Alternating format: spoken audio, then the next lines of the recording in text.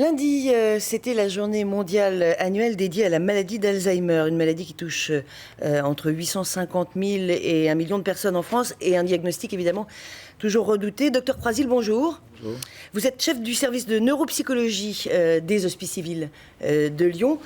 Le regard qu'on porte sur la maladie d'Alzheimer évolue finalement assez peu. C'est de toute façon toujours une réaction, une maladie qui fait peur. Pour quelle raison ? Pour deux raisons. Je pense qu'il y a une double inquiétude. La première, c'est celle du début, souvent des problèmes de mémoire. Et comme à partir de 40 ans, on a tous des petits problèmes de mémoire, on s'inquiète de ceci. L'autre inquiétude, c'est plutôt au niveau de l'évolution. C'est une maladie, si je compare par exemple avec le cancer, on a peur de souffrir et on a peur de mourir. Dans la maladie d'Alzheimer, bien sûr, on va mourir de cette maladie, mais il y a un parcours, un déclin, une dégradation qui va modifier la personnalité de la personne. Et c'est ceci, à mon avis, qui jette une image très, très noire, très négative. Oui, c'est cette peur de perdre le contrôle de ce que l'on est, en fait. Exactement, de perdre sa personnalité.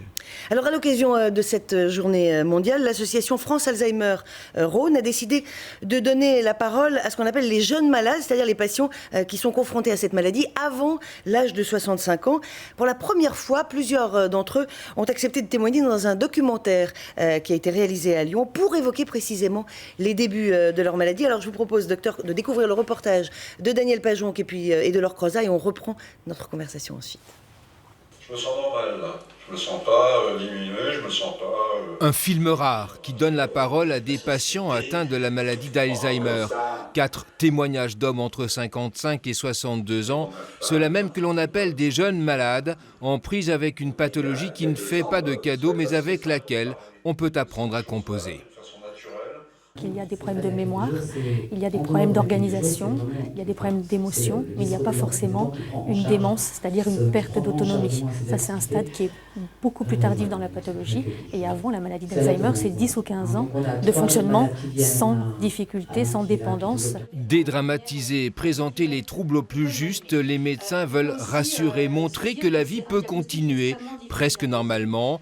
Pour cela, l'entourage social et surtout la présence du conjoint sont un atout fondamental. Si les conjoints sont accompagnés et qu'on leur montre que quelque part la normalité de leur conjoint durera un peu plus longtemps grâce à eux, alors voilà un petit peu l'anticipation des problèmes. Anticipation, compensation, c'est désormais le quotidien de Virginie, aux côtés de son mari Jean-Paul, ancien cadre dans les transports.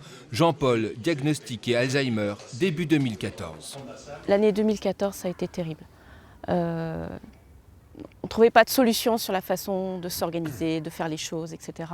J'ai eu tendance à me replier sur moi-même et rester un peu seul. Donc ça a été une période particulièrement difficile pour tout le monde d'ailleurs, hein, c'est sûr.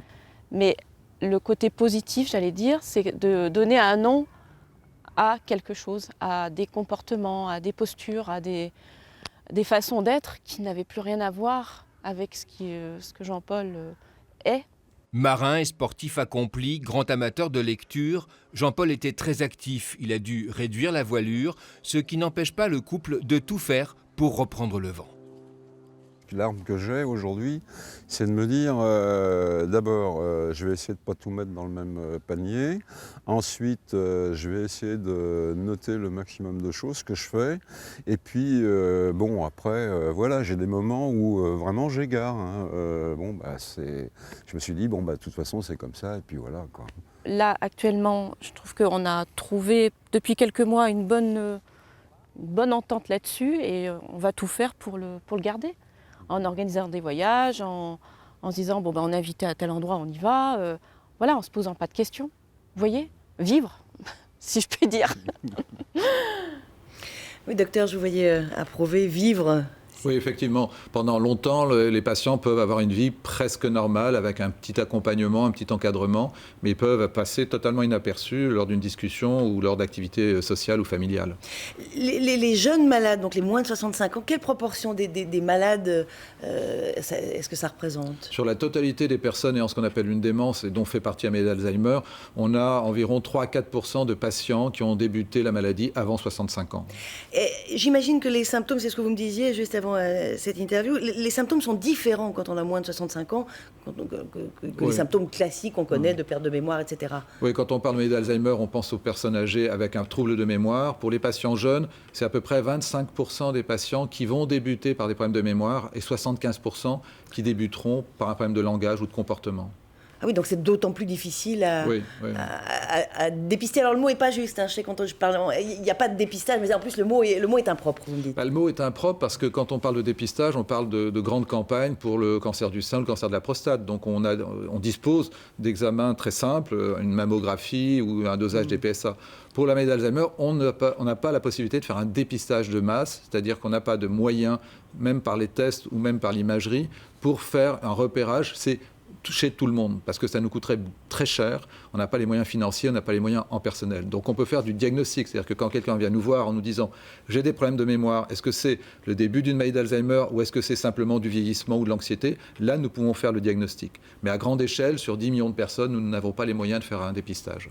Alors, imaginons, on a des troubles de mémoire ou des changements de comportement que soi-même ou notre entourage juge un peu suspect, entre guillemets. La première réaction qu'on peut avoir, c'est d'aller voir son généraliste. Oui, le généraliste est en première ligne. Il est au cœur du diagnostic parce que c'est lui qui doit identifier chez les personnes qui se plaignent si ce sont des plaintes qui valent la peine d'envoyer à une consultation mémoire ou si c'est simplement de l'anxiété ou du vieillissement normal.